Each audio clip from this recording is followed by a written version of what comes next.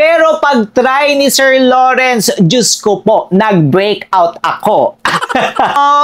Unfortunately, meron ito po yung, wow, congratulations, you're proud. Uy, true to explains it, hindi na siya hello, goodbye. Wow, goodbye. Mas maganda ka pala doon sa isa, ha? Ma-review ka nga. Ha? The list of ingredients contains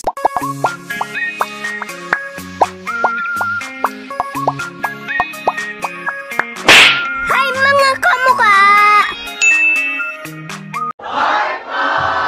Hi mga kamukha, tayo pinagbabalik. Ako po si Sir Lawrence, ang inyong human guinea pig. Heart, heart!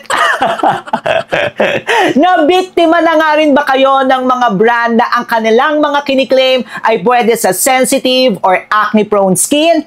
Itaas ang kamay. Ako, yes. Recently lamang nga po, nag-try ako ng toner kasi hindi talaga ako nakakahanap pa ng best toner para sa akin. And kung may recommendation rin kayo mga kamukha, paki-include talaga, no? Paki-type nga po yan sa comment section natin at babasahin ko po yan, itatry ko po yung mga i-recommend nyo sa akin. Nag-try ako ng toner. Sabi doon, yung claim nila, pwede sa sensitive and acne-prone skin. Pero pag try ni Sir Lawrence, Diyos ko po, nag-breakout ako. Buti na nga lang din po, malawak na po ang connection si Sir Lawrence, connections that you don't have. Wow! Marami na nga po tayong connections. Mga doctors, pharmacies, manufacturers, tapos may nag-tip sa atin at tutulungan tayo, pati kayo mga kamuka. I-check natin yung mga ingredients or yung brand mismo, yung product mismo, kung yung kanilang product ay comedogenic or non-comedogenic yung mga ingredients. By the way, sa mga hindi po pala nakakaalam, kapag yung ingredient ay comedogenic, ibig sabihin po niyan, may tendency na makaklog po yan ng pores. At kapag clog po ang pores natin, may tendency nga rin po na mag-breakout tayo. Kaya sa may mga sensitive skin or sa may mga acne-prone skin or kung may normal skin rin kayo, mga kamukha, may tendency po talaga na mag-breakout tayo. Kaya pipiliin po natin, sana yung mga products na non-comedogenic, yung kanilang mga ingredients. Pero isa nga rin pong disclaimer, hindi porket na lumabas dito sa ating listahan na comedogenic yung product, pangit na agad siya. Again, ito nga lang po ay magbibigay gabay lamang po sa inyo. Nasa inyong mga kamay pa rin po yan kung nagandahan kayo or kung hindi kayo magagandahan. Basta gabay lamang po ito mga kamuka. Ang first nga po sa ating listahan na i-check ay ang Adorn! May separate video tayo niyan mga kamukha kung gusto nyo pong mapanood yung review video natin, meron po niya nakalink sa description box sa baba. Para nga po pala sa ingredients, kung ano nga lang po yung nakita ng team natin sa online, yun po yung ating ilalagay dito. Kaya kung may mga hindi kami mailagay, kung kulang or kung sobra or kung may mali, pakisabi or pakitama na lang po. Okay, eto na mga kamuka. Kinakabahan ako ng konti para kay Adorn. Unfortunately, there are some pore-clogging ingredients in your product. At yun po ay ang Beauty Rospermum Parky or tinatawag po natin na shea or shea butter. So ayan siya mga kamuka, may pore-clogging ingredient siya. Pero kung kayo naman, kahiyang nyo po yung shea butter or yung boost talaga, no? Beauty Rospermum Parky, magiging okay po sa inyo. Pero again, yun nga po, may pore-clogging ingredient siya. Next naman po sa ating listahan ay ang Fairy Skin na Sunscreen! Alam nyo, ang dami rin bumili sa inyo niya nung review natin yan dito sa ating channel. Pero i-check na nga po natin ang kanyang ingredients. Medyo marami-rami rin ng konti ang ingredients niya. Ang sagot ay... Wow! Congratulations! Your product has no pore-clogging ingredients and is safe to use on acne-prone skin! Wow! I'm so happy! Congratulations, Fairy Skin! Next naman po sa ating listahan, ako po, kaka-review lang nito dito sa ating channel. Kung gusto niyo mapanood, meron tayo yan mga kamukha. Walang iba kundi ang Bello na sunscreen stick version nila. Tingnan po natin kung meron. Okay. Wala! Congratulations! Your product has no pork-lagging ingredients and is safe to use on acne-prone skin. Wow! In fairness, clap, clap, clap sa sunscreen ni Bello na stick. Next product naman po natin. Na-review natin ito, I think last year or 2 years ago. Nagandahan ako dito, mga kamukha. Nasasama ko po ito sa mga best local sunscreen brands natin or best sunscreen natin dito sa Pilipinas. Walang iba kundi ang, wow, from Bello pa rin. Pero ito naman po yung Dewy Essence nila. Okay, Bello Dewy Essence, meron ka ba na pork-lagging ingredients? Unfortunately, meron mga kamuka. Ito yung Cetereth 20, Ceteryl Alcohol, Beauty Rose per Mamparky or Shea Butter. Kung ako siguro sa inyo mga kamuka, mas piliin nyo yung sunscreen stick ni Bello if i-compare natin dito kay Dewy. Ay, sad naman ako dito mga kamuka, pero at least di ba nalalaman natin siya. Next naman po sa ating i-check ay ang Cetaphil na sunscreen! Nako, check talaga natin, di ba? Lagi nilang sinasabi na ang Cetaphil maganda yan para sa sensitive skin, para sa lahat ng skin types. Nako Cetaphil, may pork-lagging ingredients ka nga ba? Wow, wala! Uy, true to its claims itong Cetaphil na to In fairness natutuwa ako sa Cetaphil. Congratulations, your product has no pork-lagging ingredients kahit na siya ay sunscreen.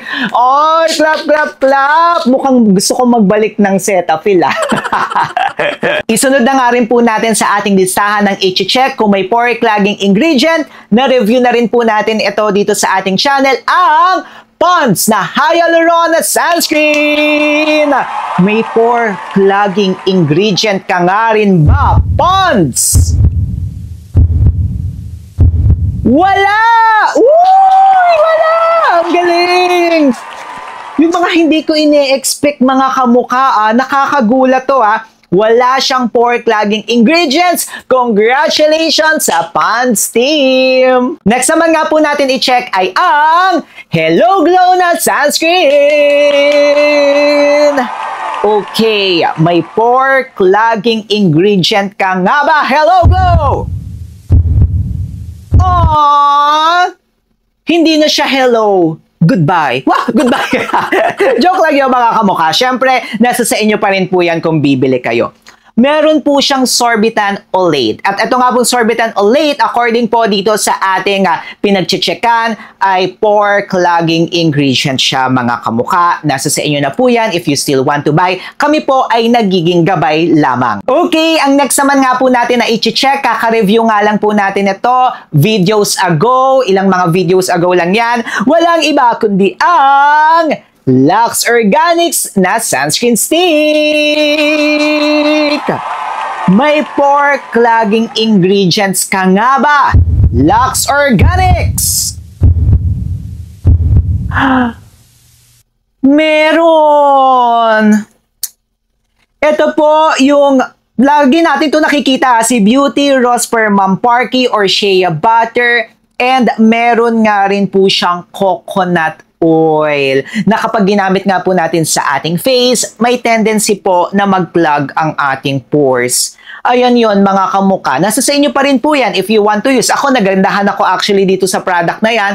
Pero, yun nga, siguro, i-consider ko po siya. I have to reconsider kung gagamitin ko pa siya tuloy-tuloy or maghahanap po ako ng pwedeng maging alternative niya. Dahil dyan, yung susunod po natin ay from Lux Organics pa rin. Ito naman po yung Aqua Daily Sunscreen nila at ang dami pong gusto magpa-review nito dito sa ating channel. Ang daming nagandahan dyan mga kamukha. Pero ang tanong, may pork-lagging ingredients ka nga rin ba? Aqua Sunscreen ng Lux Organics. Wala! Wow! Wala mga kamukha, congratulations! Your product has no pork-lagging ingredients and is safe to use on acne-prone skin!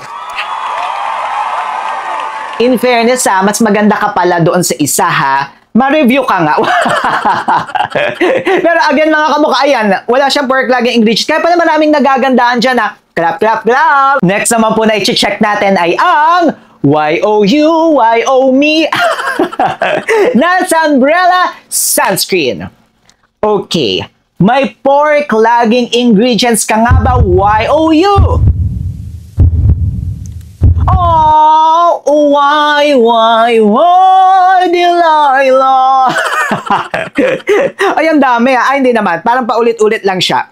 Meron po siyang Zea Maize na cornstarch. Ayan nga po, cornstarch. Meron siyang Beauty Rose Permam Porky or Shea Butter. Unfortunately, meron po siyang mga pork lagging ingredients. Ito pong si YOU. Kaya nasa sa inyo na po yan if you want to buy this or magko-consider kayo ng iba. Next naman po ay ang Face Republic na Purity Sunscreen. Wow!